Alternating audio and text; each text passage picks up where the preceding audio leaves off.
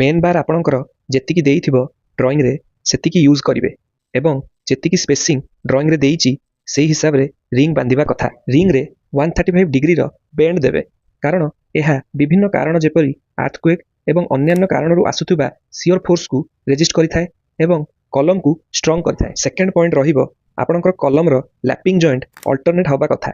Same point रे सबु rod को लैपिंग करिले क्रैक्स आसीबो एवं लो बॉन्डिंग कराइबो। अल्टरनेट लैपिंग करिले लोड स्मूथली डिस्ट्रीब्यूट हबो।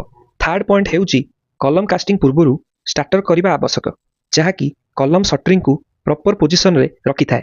फोर्थ पॉइंट हेउची कलम कास्टिंग पूर्वरु शटरिंग रे प्रॉपर ऑयलिंग हबा कथा एवं प्रॉपर कवर ब्लॉक जहाकी साधारणतः 40 mm रो दबा कथा।